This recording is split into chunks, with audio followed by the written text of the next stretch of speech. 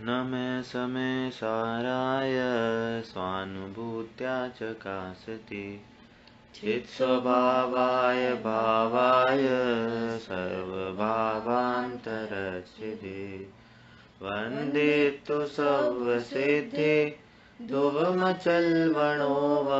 गतिं पत्ति वोचामि समय पाहुड विणमो सुध केवली बड़िदम। अभी हमारा समयसार नामक महान ग्रंथ पे हम स्वाध्याय कर रहे हैं। इस पे हमने अभी बंध अधिकार का रिवीजन किया और मोक्ष अधिकार में हमारा प्रवेश हुआ। जितनी अभी 4 गाथाएं निकली हैं उसका हम थोड़ा सा रिवीजन करेंगे। सबसे पहले मोक्ष अधिकार की शुरुआत में आचार्य अमृतचंद्राचार्य देव ने कहा कि अब जैसे नाटक में स्टेज पे स्वांग होता है तो बंध का जो पात्र था वो चला गया और मोक्ष का पात्र अब प्रवेश करता है। तो वहां पे मोक्ष का जो पात्र है अर्थात मोक्ष तत्व है, वहां पे उसका स्वांग लेके मोक्ष तत्व ने प्रवेश किया। तो वहां पे आचार्य अमृतचंद्राचार्य देव ने सम्यक ज्ञान की महिमा कही कि जो सम्यक ज्ञानी जीव है या कहें जो सम्यक ज्ञान है वो बंध में और आत्मा में है ना, बंध में और आत्मा में वो उसको उसमें द्विधाकरण कर लेता है, मतलब उनको भिन्न भिन्न कर लेता है। भिन्न भिन्न कर लेता है अर्थात उनको भिन्न भिन्न जानता है। इसीलिए और वो सम्यक ज्ञान क्या है कि वो आत्मा की अनुभूति मात्र से उसने वो निश्चित किया है कि आत्मा अलग है और बंध अलग है। और यही ज्ञान वास्तव में फिर उस पुरुष को, मतलब उस आत्मा को मोक्ष प्राप्त कराता है और पूर्ण आनंद ज्ञान रूप प्रवर्तता है। और उन्होंने उस ज्ञान के लिए 3 लक्षण कहे या 3 उनके एडजेक्टिव बताए कि वह ज्ञान सरस है, उत्कृष्ट है और जैसे करने योग्य जो भी समस्त कार्य थे उसने वो सब कर लिए हैं। ऐसे उन्होंने उस सम्यक ज्ञान की महिमा कही। और यहाँ पे हमने एक और चीज ये समझी थी कि जो मोक्ष है, मोक्ष तो हमारा अधिकार है और भेद विज्ञान हमारा कर्तव्य है और मोक्ष हमारा अधिकार है। कि यदि ये ज्ञान भेद विज्ञान करे तो मोक्ष हमारा अधिकार है, मोक्ष हमें मिलेगा ही मिलेगा, है ना। ऐसी हमारी चर्चा हुई थी।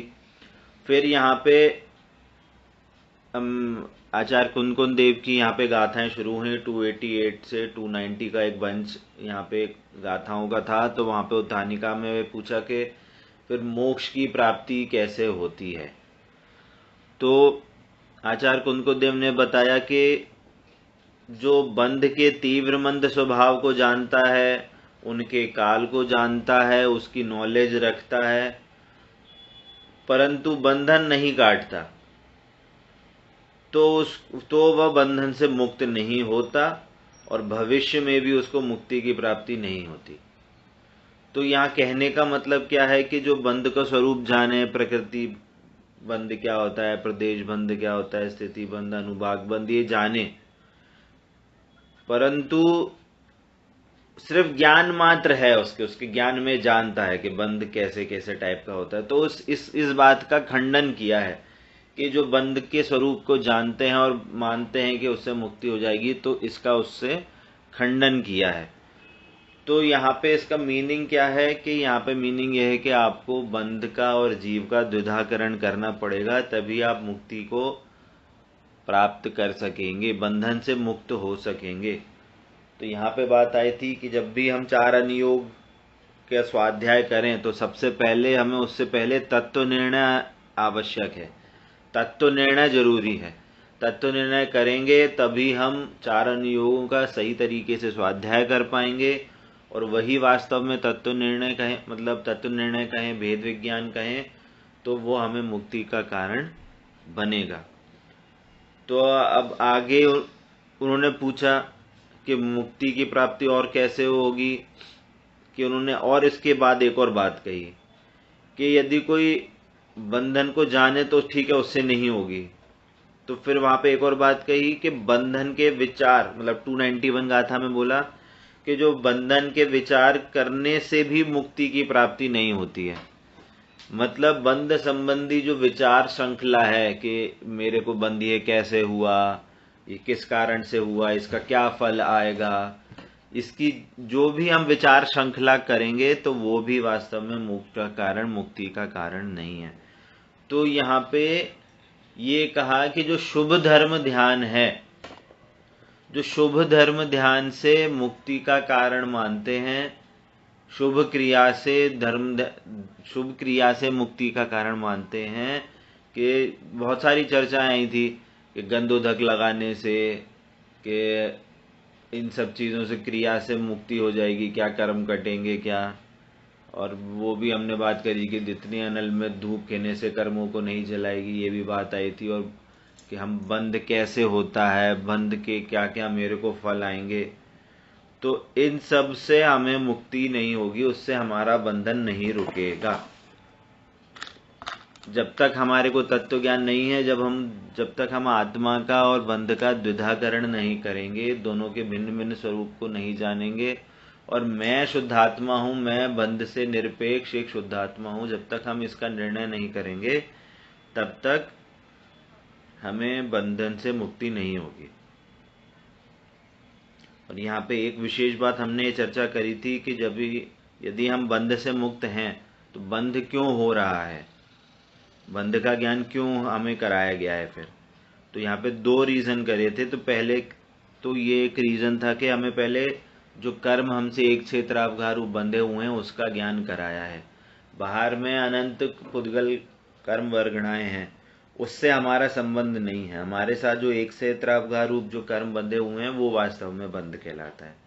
और दूसरा क्या कि जो विकारी परिणाम है वो वास्तव में कर्म बंधन के निमित्त होते हैं। तो विकारी भाव की अभी उपस्थिति है, विकारी भाव के कारण ये कर्म बंधन हो रहा है, तो उसका ज्ञान कराने के लिए बंध बताया गया है। ऐसी ये चर्चाएं आई थी। बहुत अच्छा।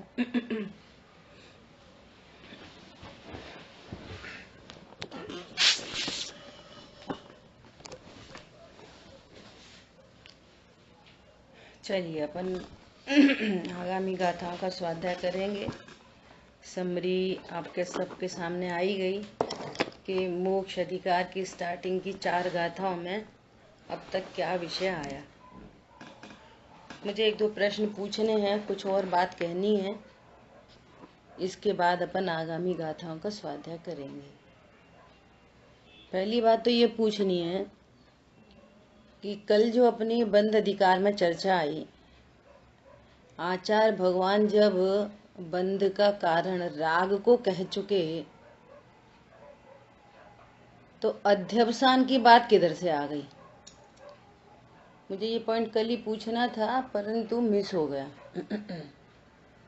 बोलो।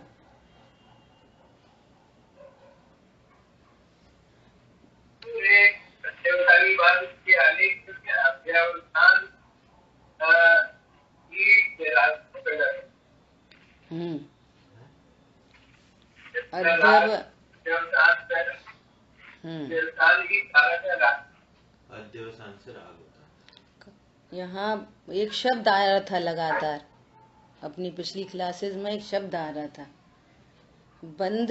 बंध मतलब द्रव्य बंध। देखो, नो कर्म, द्रव्य कर्म और भाव कर्म, तीनों को बंध कहते हैं।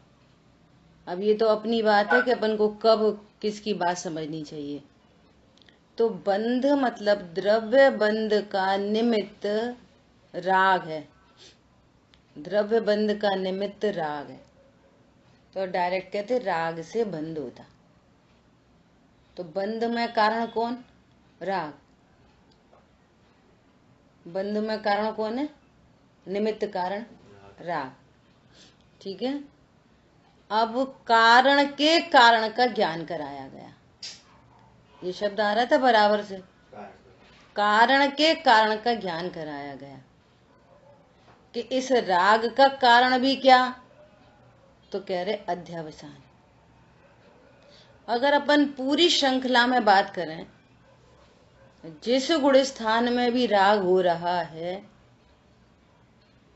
तो उस राग का कारण कौन, अध्यवसान। देखो ये स्यादवाद मई जिनवाणी है, अध्यवसान। क्यों, अब सम्यक दृष्टि को कहाँ है अध्यवसान, सम्यक दृष्टि जीवों को अध्यवसान कहाँ है कि अज्ञान दशा में जो कर्म बांधे गए थे उसके फल में ये कार्यक्रम हो रहा।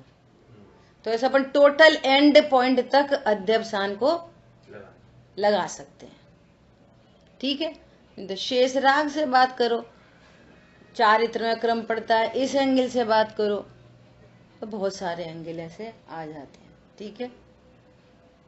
अब अपनी मोक्ष अधिकार की बात चल रही है, तो मोक्ष अधिकार में ये जो मोक्ष तत्व है ये आत्मा की पूर्ण शुद्ध पर्याय का नाम मोक्ष है। हाँ जी बोलिए।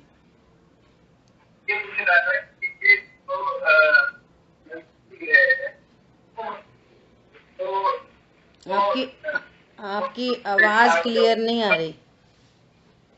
ज्ञानता कैसे हुई, तो ऐसा कह सकते हैं ना कि राग है इसलिए उसमें इतनी अज्ञानता कह सकते हैं सम्यक ज्ञानी को नहीं, ऐसा नहीं कह सकते,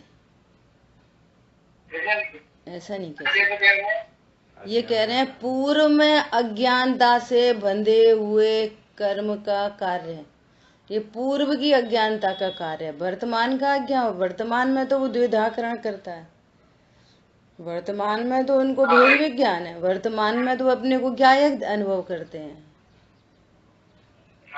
ऐसे एग्जाम्पल नहीं आते कितनी बार, ये पंखा क्यों चल रहा है, वर्तमान का तो करंट बंद कर दिया, अब क्या करंट दे रहे, अब तो बंद स्विच ऑफ है, अभी भी क्यों चल रहा, कि पूर्व के करंट से चल रहा, वर्तमान का कोई करंट नहीं दिया जा रहा, ऐसा, ठीक है।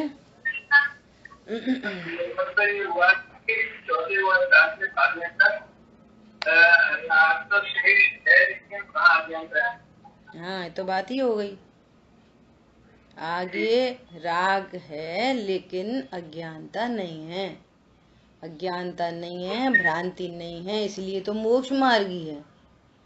इसलिए वो शेष राग मोक्ष मार्ग को कुछ नहीं कर पाता। युद्ध आदि का मैदान भी मोक्ष को रत्नत्रय में कुछ नहीं कर पाता, ये इतनी बड़ी बात है,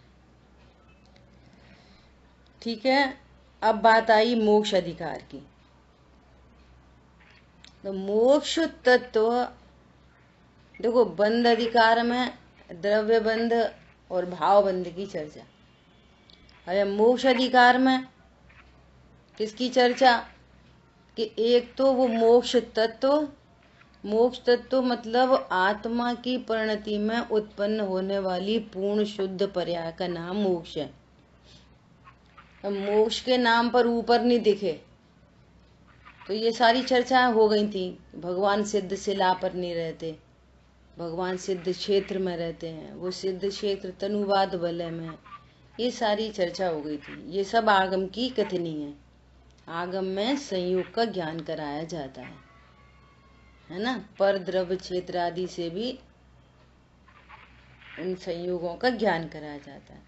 और यहाँ तो कह रहे हैं ये मोक्ष आत्मा की पूर्ण शुद्ध परिणति का नाम है, और ये पूर्ण शुद्ध परिणति भेद विज्ञान से होती है। भेद विज्ञान त सिद्धा सिद्धा एकिल केचन, भेद विज्ञान के सद्भाव से मोक्ष की प्राप्ति होती है, ये बात चल रही है। अब अनादि से यदि बात की जाए, अज्ञानी मिथ्या दृष्टि जीव, सारे ही जीव जो अज्ञानी हैं, मिथ्या दृष्टि हैं, ऑलरेडी चार चीजें यहाँ पर हैं। बात यह है कि चार चीज यहाँ पर हैं, इन चार की सत्ता को स्वीकार करना। चार चीजें हैं, शरीर के नाम से बात करो, चार शरीर हैं। बोलो कौन मानता है ऐसी बात कि यहाँ पे चार शरीर हैं? अरे जैनी को भी पकड़ लो, उससे पूछो यहाँ पे कितने शरीर हैं, तो वो क्या, वो एक ही शरीर है। अब सर्वज्ञ भगवान की दृष्टि से देखना पड़ेगा। क्या देखना पड़ेगा? यहाँ पर औदारिक शरीर है, कार्मल शरीर है, तेजस शरीर है और ज्ञान शरीर ही भगवान आत्मा है। तत्व की भाषा में बात करो तो यहाँ पर जीव तत्व है, अजीव तत्व है, आशव तत्व है, बंध तत्व है। तत्व की भाषा में बात करेंगे, चार तत्व हैं। अब इन चार तत्वों में मैं जीव तत्व हूं, यह अनादि से नहीं जाना गया, तो कर्म का बंधन हो रहा है। अब क्या करना कि मैं त्रिकाली ध्रुव भगवान आत्मा और ये द्रव्य कर्म, भाव कर्म, नो कर्म, तीनों कर्म, मैं त्रिकाली ध्रुव भगवान आत्मा और ये तीनों कर्म, द्रव्य कर्म, भाव कर्म, नो कर्म, तो क्या करना इनमें? इनमें द्विधाकरण करना, अर्थात सबको भिन्न भिन्न जानना। ये मोक्ष प्राप्ति का उपाय है, ये सुखी होने का उपाय है, यही धर्म ध्यान है, यही धर्म ध्यान है, निश्चय धर्म ध्यान है। और अन्यथा बाकी जो कुछ भी कार्यक्रम चल रहा है और अपने को जीव नहीं जाना, अपने को स्त्री पुरुष जाना, संगी आगम में ही कहा है तुम संगी पंचेंद्रियो, आगम में ही कहा है कि तुम मनुष्य गति के जीव हो, आगम में ही कहा है कि तुम स्त्री वेदी पुरुष वेदी हो, और आगम की ही इन कथनियों पर श्रद्धान करता हुआ, व्यवहार को ही निश्चय जानता हुआ, तो आचार्य भगवान इतनी बड़ी बात कह रहे हैं। पिछली बंध अधिकार में उसको अभव्य कहा, बंध अधिकार में उसको अभव्य कह दिया, और यहाँ पर कह रहे हैं जिसकी बुद्धि अंध है, विशुद्ध धर्म ध्यान से जिसकी बुद्धि अंधी है, ये अंधी बुद्धि वाला है। अंधा को क्या होता है? अंधा किसे कहते लोक में? अंधा जिसे कुछ दिखता ही नहीं है, सूझता नहीं है, वही तो अंधा है। बोलो, ऐसे ही यहाँ इस ज्ञान को अंधा कहा जा रहा है कि सबसे नजदीक में भगवान आत्मा ज्ञायक को नहीं जानता, और जो पर हैं द्रव्य कर्म, भाव कर्म, नो कर्म, इनको मैं पने से स्वीकार करता है। क्यों तुम कहाँ घुस गए दूसरे के फ्लैट में? अंधे हो क्या? ऐसे नहीं बोलते। एक ही फ्लोर पे 3 फ्लैट हैं, 1401, 1402, 1403, और दूसरे घर में घुस गया वो, तो क्या बोलेंगे? क्यों अंधे थे क्या? शराब पी रखी थी क्या? ऐसा यहाँ पर है कि तुम अंधे हो क्या? किसको कह रहे हैं अंध? उस ज्ञान को। बोलो, इतनी बड़ी बात है। ये अच्छा भला तो पूजा पाठ, स्वाध्याय, दया, दान, भक्ति सब कर रहा, देखने में ऐसा लगे क्या धर्मात्मा पुरुष है, और भगवान कह रहे हैं कि तुम अंधे हो क्या? प्रश्न है, अंधा क्यों कह रहे हैं? वो सच्ची में अंधा है क्या? क्यों कह रहे हैं अंधा? बोलो, आंख खोलने के लिए अंधा कह रहे हैं, अंधा बताने के लिए अंधा नहीं कह रहे। ये बहुत इंपॉर्टेंट बात है जिन शासन की। किसके लिए अंधा कह रहे? आंख खोलने के लिए अंधा कह रहे हैं। अंधे को अंधा कौन कहता है? अंधे से तो अंधा कहा ही नहीं जाता, आंख वाले को अंधा कहते हैं अगर वो सही से नहीं देखे तो। अंधे से कोई बोलेगा ए अंधे, ये तो बैड मैनर्स हो जाएंगे। समझ में आ रही बात? कब भैया तुम अंधे को पे तो और दया की जाती है।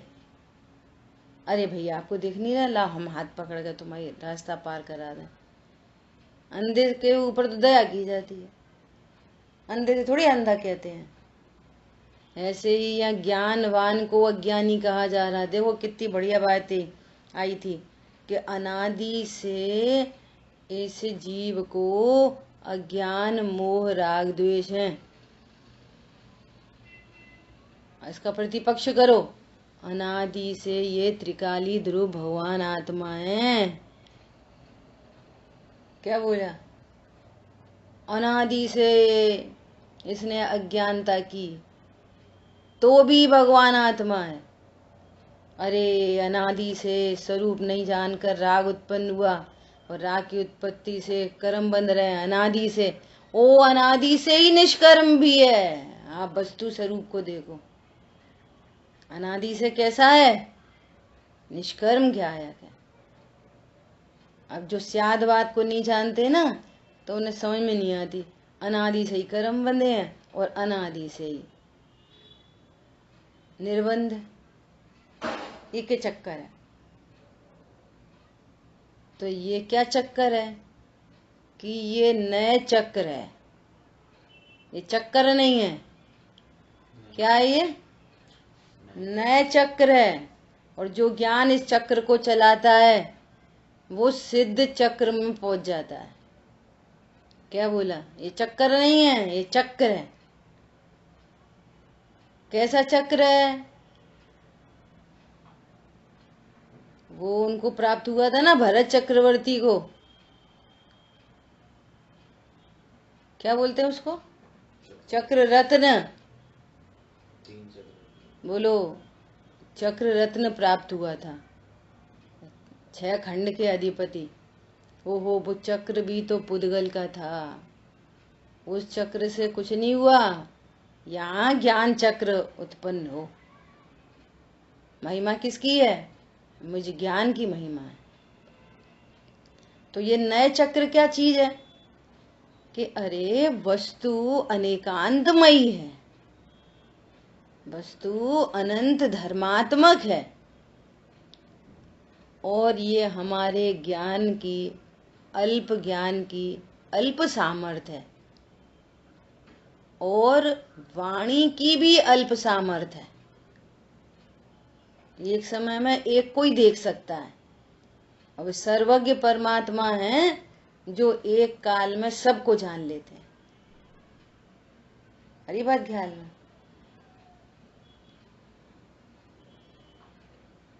तो यदि इसी वस्तु को पर्याय दृष्टि से देखा जाए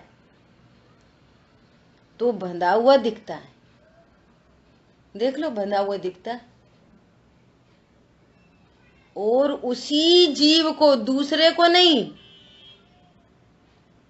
वेरी इंपॉर्टेंट, उसी जीव को, और आगे पीछे नहीं, उसी काल में, उसी जीव को उसी काल में द्रव्य दृष्टि से देखा जाए तो भगवान आत्मा निर्बंध है। ये वस्तु का स्वभाव है। ठीक है, यही द्विधाकरण करने की विधि है। सो अपन अब आगे की गाथा पढ़ते हैं। 292 गाथा अपनी चल रही थी। जो बंधनों से बद्ध वह नर, बंधन छेदन से छूटे, त्यों जीव भी इन बंधनों का छेद कर मुक्ति वरें। अब देखो, अब चूंकि अपन तो पहले से स्वाध्याय करते चले आ रहे हैं, बहुत सालों से स्वाध्याय कर रहे हैं, तो अपन त्रिकाली ध्रुव भगवान आत्मा भी सुन चुके हैं। 1 सेकंड के लिए, 1 मिनट के लिए ये मान के चलो कि हमें कुछ भी नहीं पता पिछला, हमें पिछला कुछ भी नहीं पता। अब इस गाथा को देखें, कुछ पता नहीं है। हम तो ये जानते हैं कि हम तो स्त्री हैं, मनुष्य गति के जीव हैं। मनुष्य गति भी छोड़ दो, कौन बोलता है? हिंदू मुस्लिम सिख ईसाई कौन बोलता है मनुष्य गति के जीव है? ये तो अपन यहाँ से पढ़ के सीख गए। तो ऐसा सोचो कि हम तो पुरुष हैं, हम तो लड़का लड़की हैं, यहाँ से चालू करो बात, ठीक है। तो अब उसको ये बताते हैं कि जैसे बंधनबद्ध पुरुष, तो ये ज्ञान कराते हैं। देखो ये करोड़पति है, ये गरीब है, ये पैसे वाला है, निर्धन है, ये सुंदर है, ये बिना सुंदर है, इसके घर में आज्ञाकारी स्त्री पुत्र आदि हैं, इसके घर में लड़ाई झगड़ा होता है। तो ये इतना भेद क्यों बन रहा है? एक ही परिवार में 4 सदस्य हैं, 6 सदस्य हैं, तो सबकी शकल अलग, सबकी बुद्धि अलग है ना। तो ये चक्कर क्यों है ये सारा का सारा? तो वहां बंधन का ज्ञान कराते हैं। ये उस जीव के अपने अपने कर्म बंध हैं, इसलिए अनेक अनेक अवस्थाएं दिख रही हैं। एक ही घर में 4 भाई, तो 4 की शकल अलग, अकल अलग, 4 का परिकर अलग, 4 के पास संयोग अलग, 4 के पास धन अलग, सब अलग अलग अलग अलग अलग, माँ बाप एक ही। तो यहाँ बंधन का, अब ये समझो किसी ने हमारे साथ बुरा किया, भला किया, अम्मा ने उनको पढ़ाया, हमको नहीं पढ़ाया, उनको भेज दिया, हमें नौकरी करा दी, उनको धंधा करा दिया, कुछ नहीं। क्या? बंधनबद्ध पुरुष, ये सब अपने अपने पूर्वोपार्जित कर्म का कार्यक्रम चल रहा है। कोई गुस्से वाला है, कोई दया वाला है, कोई पूजा करता, पाठ करता, कोई मंदिर ही नहीं जाता। ये परिणाम, भारी परिकर और परिणाम। तो इससे किसकी सिद्धि हो रही है? किसी ने कुछ नहीं किया खराब अच्छा, सब कर्मबद्ध पुरुष है, ये कर्मबद्ध पुरुष है, ठीक है ऐसा। तो अब ये कह रहे हैं कि तो इनसे मुक्ति कैसे हो, इनसे मुक्ति कैसे हो? बंधन है तो अब बंधन से छूटे कैसे? तो कह रहे हैं कि देख, ये इन तरह तरह के संयोग और तरह तरह के परिणाम, ये जो बंधनबद्ध पुरुष है, ये इसी काल में सिद्धों जैसा है। इसी अभी यदि तू अपने को सिद्धों जैसा जाने तो अभी इन कर्मों से छूट सकता है। आचार्य देव ये कह रहे हैं, ठीक है। अगर बिल्कुल ब्रांड न्यू व्यक्ति से बात की जाए, ओल्ड व्यक्ति से बात की जाए, तो वो तो ये समझ रहा है कि हम पूजा पाठ करते हैं सो हम कर्मों से मुक्त हो जाएंगे, हम तो दया दान करते हैं कर्मों से मुक्त हो जाएंगे, हम तो स्वाध्याय करते हैं हम तो कर्मों से मुक्त हो जाएंगे। क्या बोला? तो कह रहे नहीं भैया, अरे करणान योग में सारा बताया, कर्म ऐसे ऐसे होते हैं, 33 स्थिति अनुभाग वाले, ऐसा ऐसा सब, उनका ज्ञान करेंगे तो हम कर्मों से मुक्त हो जाएंगे। तो कह रहे नहीं नहीं, द्विधाकरण करने से मुक्ति होती है, द्विधाकरण। तो क्या बोल रहे हैं? जैसे बंधनबद्ध पुरुष बंधनों को छेद कर, और दृष्टांत तो सब चल चुके, बीड़ी हाथ में पड़ी है, जब तोड़े नहीं तो कैसे छूटे। तो कह रहे हैं बंधनों को छेद कर मुक्ति को प्राप्त होता है, इसी प्रकार जीव बंधनों को छेद कर मोक्ष को प्राप्त करता है। सारी बाजी हमारे ही हाथ में है। क्या करें भैया कर्म, क्या करें भैया कर्म, तुम्हें गुस्सा क्यों आ गई, चारित्र मोही नहीं कर, तुम बुद्धू क्यों हो, ज्ञान अवर्णी कर्म। सारी बाजी हमारे हाथ में है, हमारे हाथ में। तो बंधनों को छेद कर मोक्ष प्राप्त कर सकता है। टीका, कर्म से बंधे हुए पुरुष को बंधन का छेद मोक्ष का कारण है, क्योंकि जैसे बेड़ी आदि से बंधन का छेद बंधन से छूटने का कारण है, उसी कर्म से बंधे हुए कर्म बंध का छेद कर्म बंधन से छूटने का कारण है। इस कथन से पूर्व कथित दोनों को जो बंध के स्वरूप ज्ञान मात्र में संतुष्ट है। ऐसे बहुत जीव हैं जो बंधन के स्वरूप को जानने में संतुष्ट हो रहे हैं। हम तो स्वाध्याय करते, और लो लेवल पर चले जाओ तो बहुत लोग मिलते, नहीं हम तो अपने घर में बैठ के सब पाठ करते हैं शाम को रोज। तो पाठ तो ये कहते मत देखो संयोगों को, कर्मों मत देखो। तो उनके ज्ञान में ये नहीं समझ में आता है कि ये सारे उपदेश मेरे लिए दिए जा रहे हैं और मुझे संयोगों को निज रूप नहीं जानना।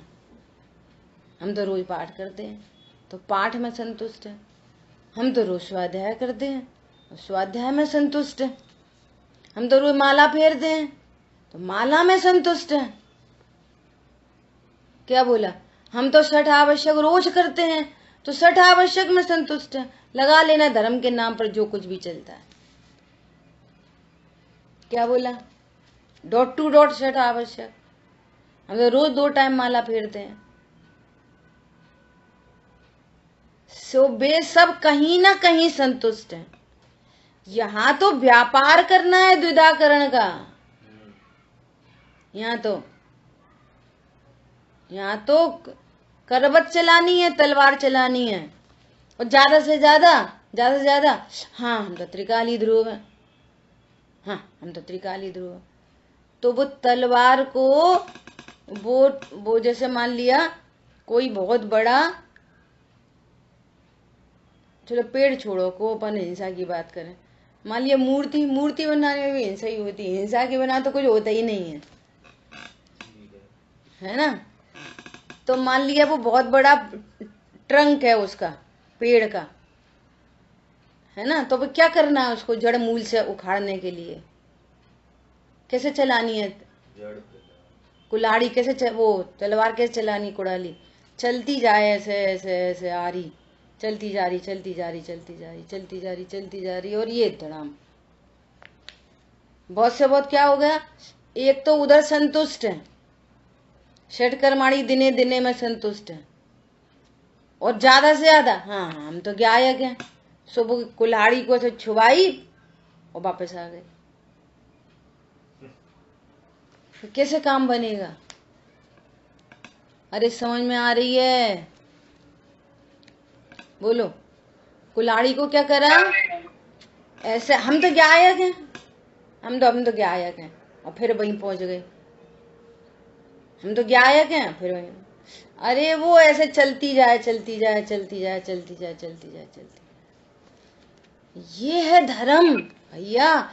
धर्म के नाम पर जो कुछ भी, जो वो वास्तव में धर्म पर्यायों के साथ में, सुनना जरा शांति से, धर्म पर्याय के साथ में जो अधर्म पर्याय थी, धर्म पर्याय के साथ में जो अधर्म पर्याय थी, उनको उपचार से धर्म कह दिया, और तुम तो उसी अधर्म को धर्म मान के बैठे। कितनी बड़ी गलती चल रही है। द्विधाकरण का व्यापार ही नहीं कर रहे, और अगर किया तो क्या किया? वो कुल्हाड़ी छुपा दी, वापस आ गए। अरे निर्दयता से।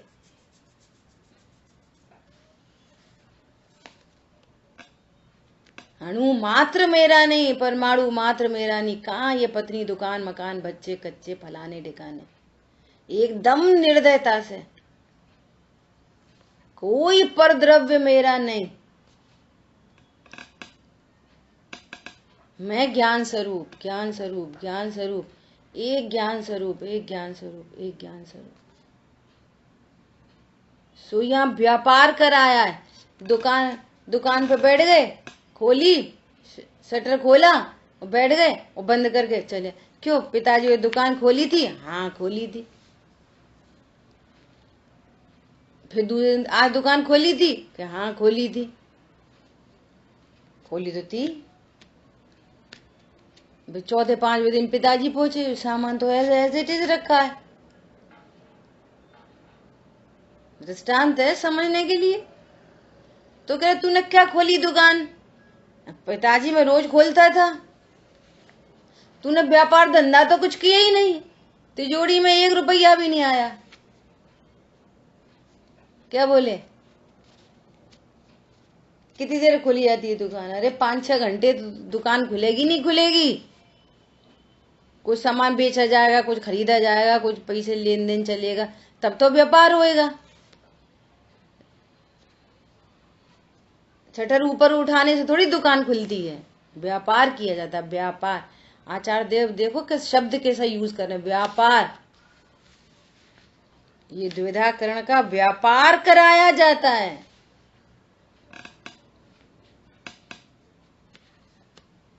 सुखी होने के नाम पर जो भी कोई पर लक्ष्य है उस सबको डिलीट कर देना, सबको डिलीट, एक झटके में डिलीट मार दो। फिर भी सुख होने का भाव आए तो पहचानना अपनी परिणति में कि ये मोह के लक्षण है, ये तीव्र मोह। जैन कुल में जन्मने के बाद भी तीव्र मोह का लक्षण नहीं मिटे तो फिर समझना, फिर आचार्य देव या तो अभव्य बोल रहे हैं और या फिर अंधा बोल रहे हैं। बोलो क्या सुनना है अपने आप को, अभव्य हो कि अंधे हो? बोलो। आचार्यों की बात है, किसी घर की बात नहीं है। और आचार्य देव कह रहे हैं, हम नहीं कह रहे, सर्वज्ञ परमात्मा कह रहे हैं। बोलो किसमें संतुष्ट हो, कहाँ संतुष्ट हो रहे?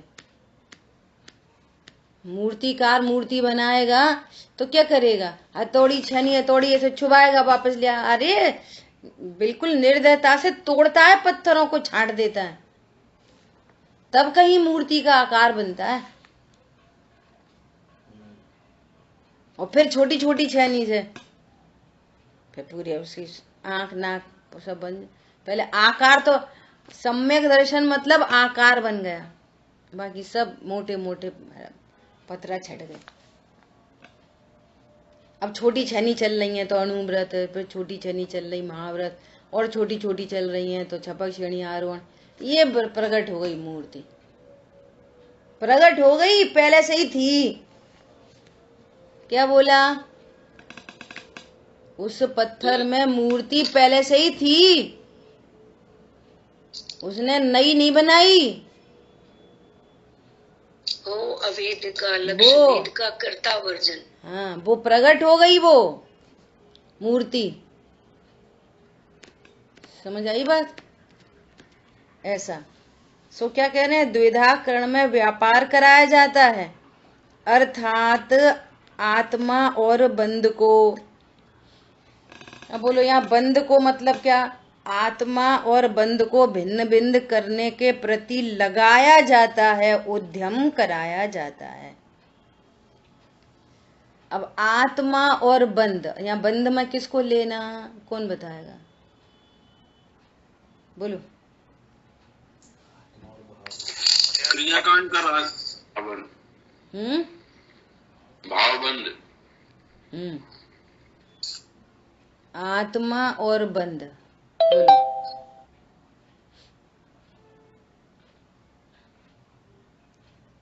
बोलो, अभी थोड़ी देर पहले ही बोला है। वही जो क्रियाएं करते हैं ना, जो क्रियाओं को अपना समझ लेते हैं, जैसे धर्म का पूजा करना या अभिषेक करना, ये सब वो उस को बंद कहा है, उससे आत्मा और बंद को भिन्न करना है। बहिर्मुख दृष्टि रूप पर्याय। आत्मा और बंध को भिन्न भिन्न जानकर। तो बंध में किस किस को रखोगे? भावबंध, भावबंध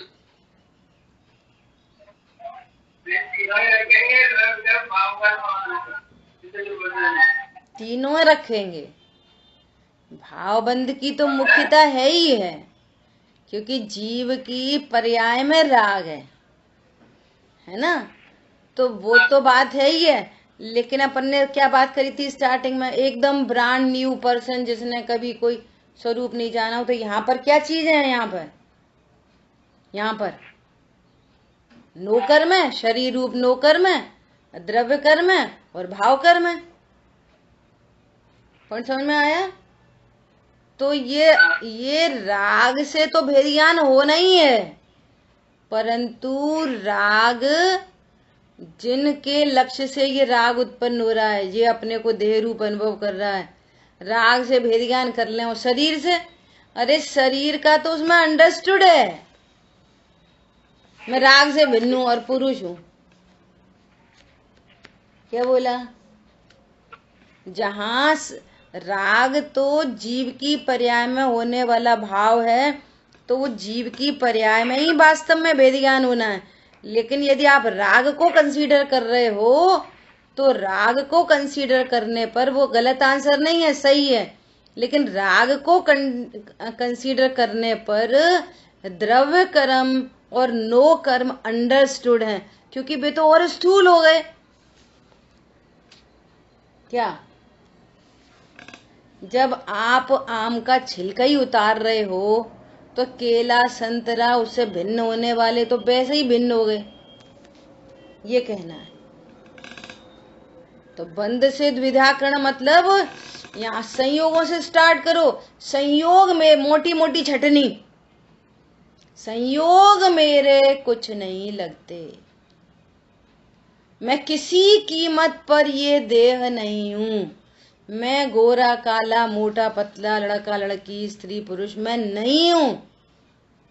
और अभी थोड़ी देर पहले बात आई थी कर्म बंधन की।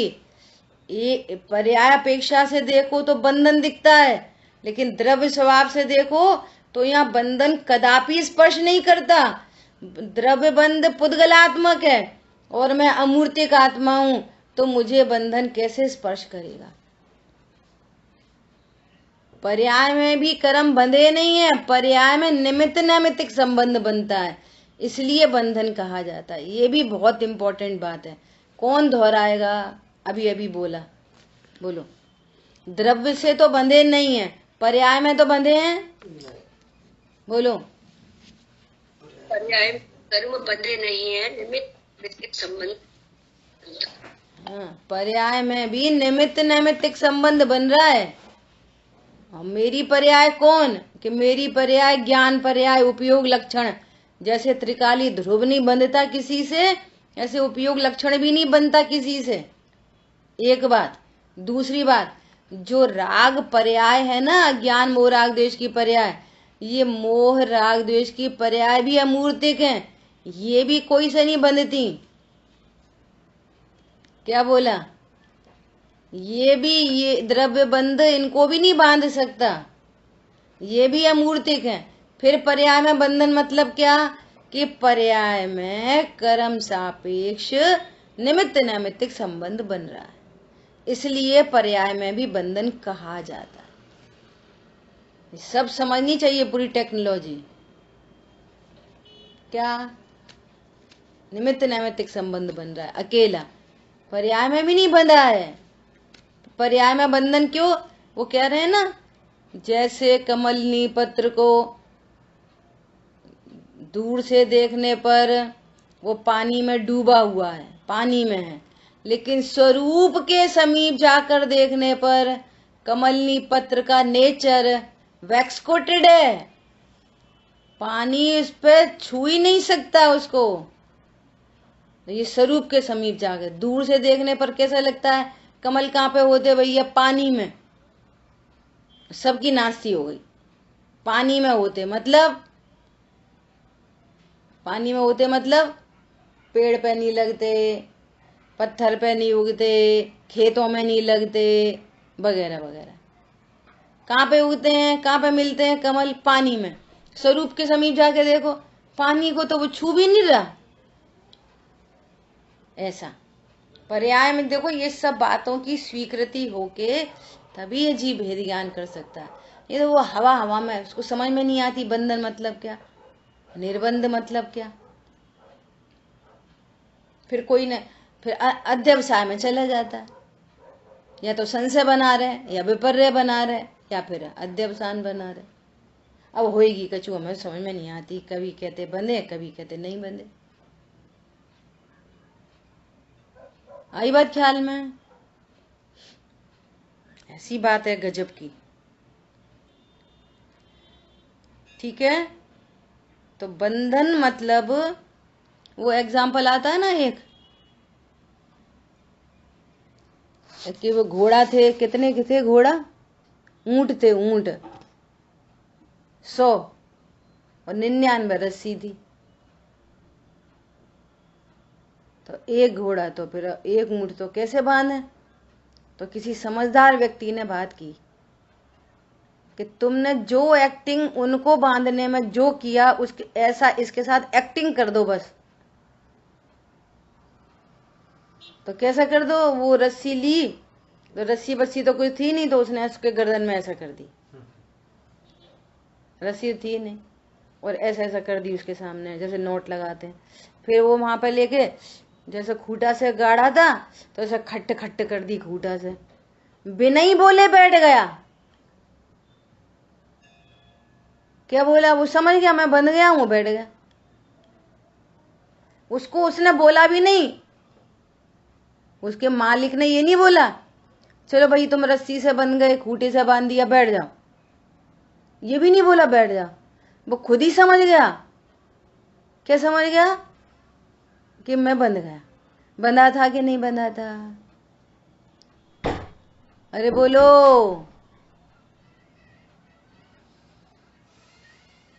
नहीं बंधा था। ऐसे ही ये जीव बंधा है कि नहीं बंधा? आप सोचो कितनी बड़ी बेवकूफी चल रही है, कितनी बड़ी। वो है ना, वो ऐसे लड़की के साथ में वो चुन्नी बांधी और ऐसे ऐसे फेरे फेरे लगा दिए। अब बस हो, ये एक्टिंग इसलिए करी जाती है, एक्टिंग कि इतनी देर में ये माइंड मेकअप कर ले कि ये ही मेरा सब कुछ है बस। अब वो इधर दौड़ा है तो उधर दौड़े, उधर दौड़ा है तो उधर उधर। अब क्या करें? पत्नी नहीं मानती, क्या करे पत्नी? पत्नी बोलती है अरे हमारे तो पति, क्या करें पति, क्या करे पति? अभी के अभी निर्बंध स्वरूप भगवान आत्मा है। अभी के अभी इस विश्व में जीव की पत्नी पति बच्चे कच्चे फलाने ढिकाने मौसा मौसी अम्मा कक्का कोई होता ही नहीं है विश्व में। बोलो। जो माइनस हो गए ना फैमिली से, चाहे वो यंग हो चाहे ओल्ड हो, बोलो आज उनको कितने लोग याद करते हो, क्या क्या करते हो उसके लिए? माइनस मतलब कुछ नहीं, 2 दिन 4 दिन का रोना गाना, बात खत्म। और नहीं रोए तो वो 2 दिन का भी खत्म। रोना गाना भी काय का? बोलो। इनका उनका बहाना लगा लगा के ये अपना अहित करता है। किसमें बंधा हूं मैं? द्रव्य में, गुण में कि पर्याय में? बोलो किससे बंधन है? अरे बोलो किससे बंधा हूं? द्रव्य में बंधा हूं, गुणों में बंधा हूं कि पर्याय में बंधा हूं? कहाँ बंधा हूं? किसी में। और बहुत ईमानदारी से चिंतन करके विचार करके निर्णय करके बोलना ये सब। ऐसा नहीं क्लास में बोल रहे फिर बाहर में फिर बोई के बोई। तो तुमने आ रही ऐसे थोड़ी सी रखी और फिर छूट गई, तो व्यापार नहीं करा। जब भी पराधीनता भाषित हो, अरे नहीं मैं स्वतंत्र तत्व हूं, किसी के लिए किसी का कुछ नहीं। लोग इतने मूर्ख बन रहे हैं ये जैन कुल में जन्मने के बाद भी। अरे आपको नहीं पता, अरे हमारे यहाँ ऐसे नहीं चलती। भैया बहुत हो गई, अपना हित करो, बी सीरियस। इसे कुछ पता ही नहीं है ये कहाँ रुल जाएगा, कहाँ चला जाएगा, कहाँ गिर पड़ेगा। और 6 डाला सबको याद है, 6 डाला तो बोलो क्या बोलते हैं? वो मड़ी यदि समुद्र में गिर जाए तो मिलना मुश्किल है। इतनी सीरियस होने की बात है। द्विधाकरण का व्यापार, व्यापार कराया जाता है, व्यापार करो। मैंने कल वो सचिन भैया की क्लास भेजी थी, उनका प्रवचन कितने लोगों ने सुना? बोलो। बहुत बढ़िया। जिनकी भली होनार है, जिनको अपना काम करना है, वे सुनेंगे, नहीं सुनेंगे। आज मैं दूसरा भेजने वाली हूँ वीर सागर जी भाई साहब का।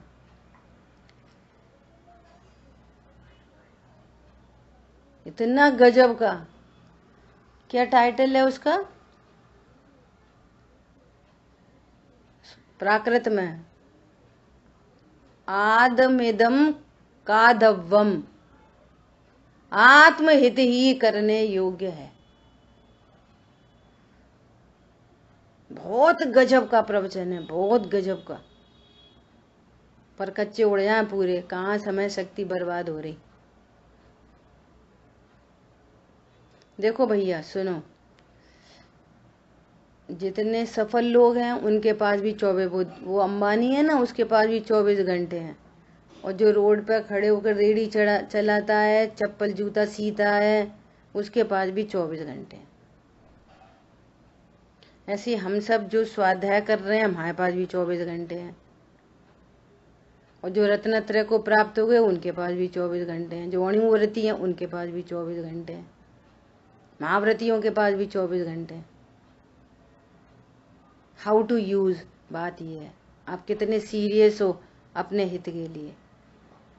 और अभी है ना 2-4 लोगों को अगर अपन एक जनरल उसमें बात करें तो उनको छोड़कर यदि बात करें तो सबके पैर कब्र में ही लटके हैं। एक दिन मिल गया तो बोनस है।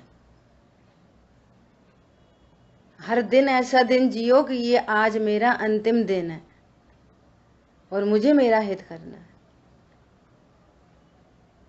विषय भोग ऐसे भोगो कि जिंदगी बहुत है, अरे कल चले जाएंगे, अरे कल खा लेंगे, अरे कल घूमे आएंगे।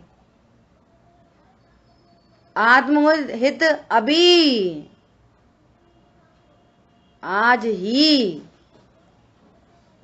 क्या बोला? और इसको रखते हैं लास्ट प्रायोरिटी पे। अरे वो जरूरी काम है। ईमानदारी से देखना अभी भी जरूरी क्या लगता है। लोग है ना, लोग दिवाली के इन दिनों में ऐसे व्यस्त, ओफो क्या पूछो, बहुत व्यस्त। हम मिलना जुलना चल रहा, अब मिलना ही जुलना खत्म नहीं हुआ। 4 दिन हो गए, मिलना ही जुलना खत्म नहीं हुआ। ठीक है भैया, मिलते रहो, अपने हित के लिए तो समय निकालो, अपना तो काम करो।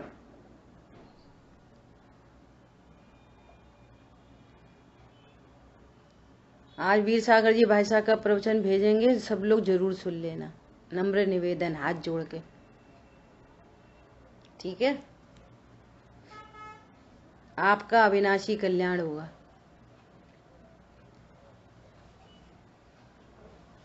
अरे इतनी सुविधाएं आ गई, अपन कह रहे पंचम काल। अरे जिन्होंने अपने ज्ञान से पंचम काल बनाया तो पंचम काल ही है उनके लिए। चौथे काल में भी पंचम काल है। और आज जितनी सुख सुविधाएं, जितनी फैसिलिटी है, दोनों तरफ से मुझे बहुत विचार आता है। हम लोग जब नौकरी कर रहे थे और आज ये शांतनु वगैरह नौकरी कर रहे हैं, जमीन आसमान का अंतर है, जमीन और आसमान का।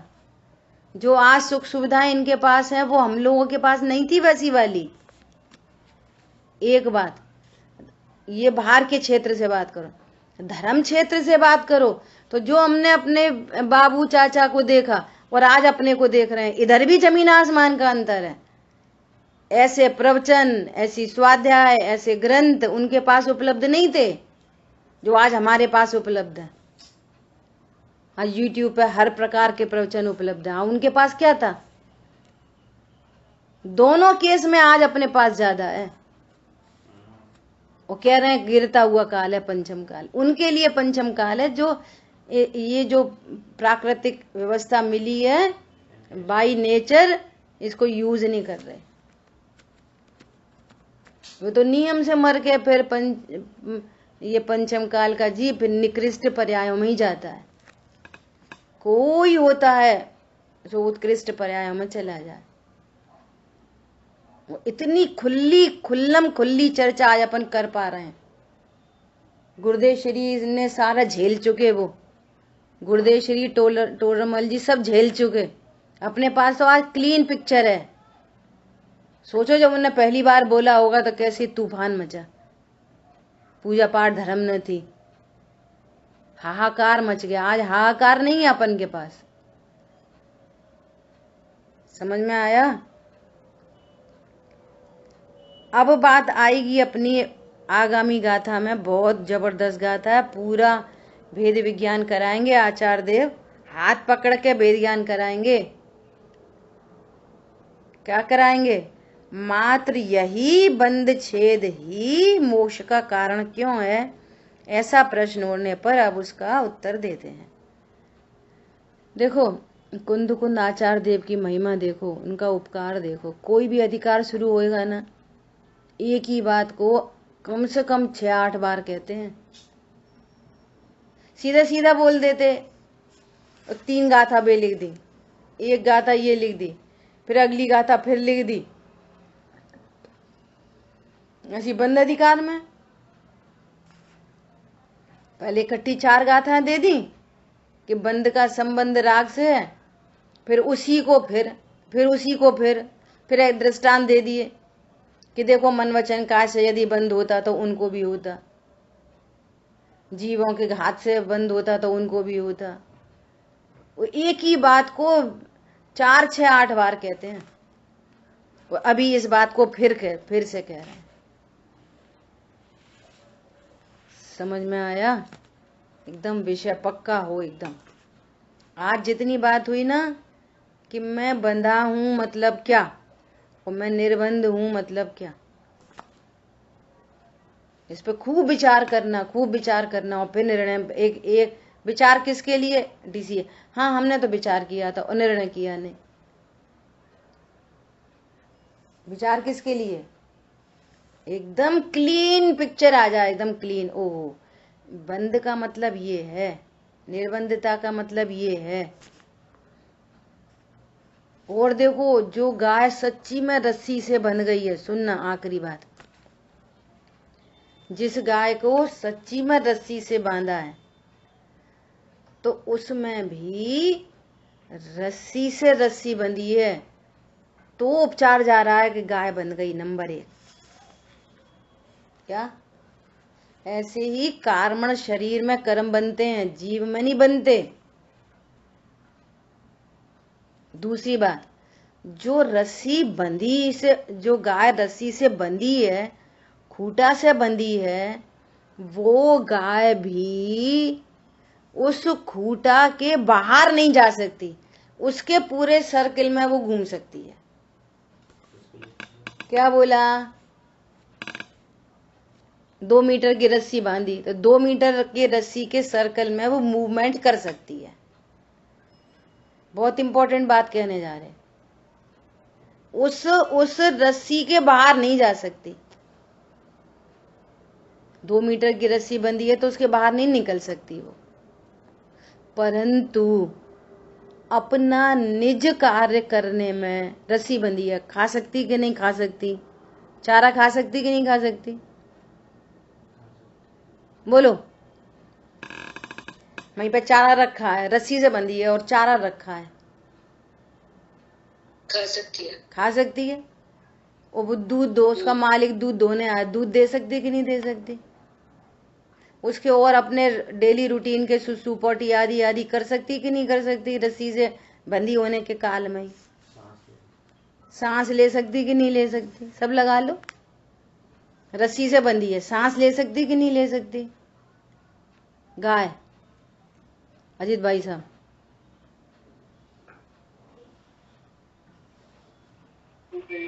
ले सकती ना? ऐसे ही समझना, ऐसे ही समझना। क्या समझना? ये समझना कि जो रस्सी बंधी है ना, वो अघाती कर्म है। अघाती कर्म के उदय में, अघाती कर्म के, अभी तुम्हारे पास एक गाड़ी है, अब तुम खूब विचार करो 2 मिल जाए, 2 मिल जाए, नहीं जा सकते। क्या बोला? क्या बोला?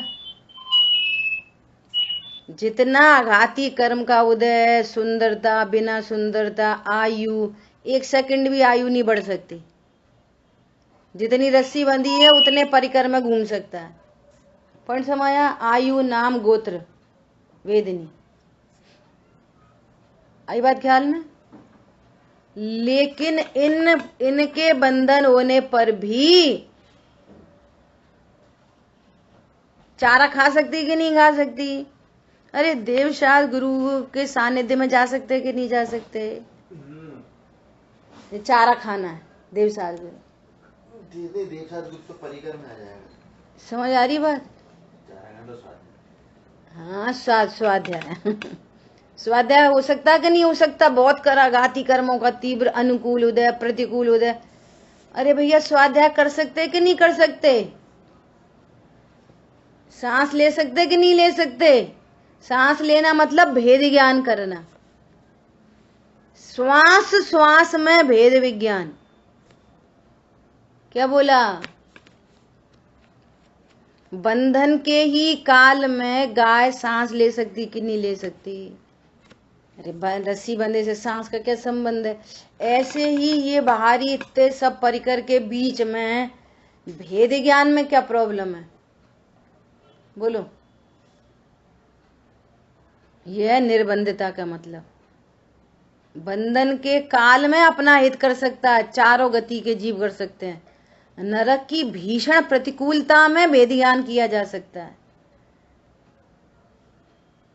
और देवगति की उत्कृष्टतम अनुकूलता में भेद ज्ञान किया जा सकता है। ये तो सब व्यर्थ की बातें हैं। अनुकूलता में जीव भगवान को भूल जाता है, प्रतिकूलता में भगवान याद आते। तो फिर भैया तुम प्रतिकूलता में ही रहो, फिर तो जैसे भगवान याद आए तैसे रहो। क्या बोला? अरे जो जिस कंडीशन में है उस कंडीशन से भेद ज्ञान करना। क्या बोला? देवगति में तो देवगति से भेद ज्ञान, द्रव्य कर्म, भाव कर्म, नो कर्म। नरक गति में तो नरक गति से भेद ज्ञान, त्रियंच गति में तो त्रियंच गति से भेद ज्ञान, मनुष्य गति में तो मनुष्य गति से भेद ज्ञान। द्विधाकरण का चारों ही गति के जीवों को द्विधाकरण का व्यापार कराया जाता है। आचार्य देव ये नहीं कहेंगे अरे ये तो बेचारा नार की है, ये काम मरने पिटने से ही फुर्सत नहीं, ये कहाँ भेद ज्ञान करेगा। तीसरे नरक तक असुर जाति के देव आते हैं और वो कोई भेद ज्ञान करा दे। क्या बोला? देवों को देख के कोई ये नहीं विचार करता कि अरे ये तो मस्त पड़े, जिका भेद ज्ञान करेंगे। ये तो कुत्ता बिल्ली हाथी शेर हैं, ये कहाँ भेद ज्ञान करेंगे। क्या बोला? हर स्थिति परिस्थिति में श्वास श्वास में भेद विज्ञान। बंधन के काल में गाय सांस ले सकती है भैया। ठीक है, समय अपना हुआ है, शेष चर्चा आगे करेंगे। जिन वाणी के ज्ञान से सूझे लोकालोक, सो वाणी मस्तक नमो सदा देतु हूँ दो। बोलिए द्वाशांग मयी जिनवाणी माता की जय हो। जय जिनेन्द्र सभी को।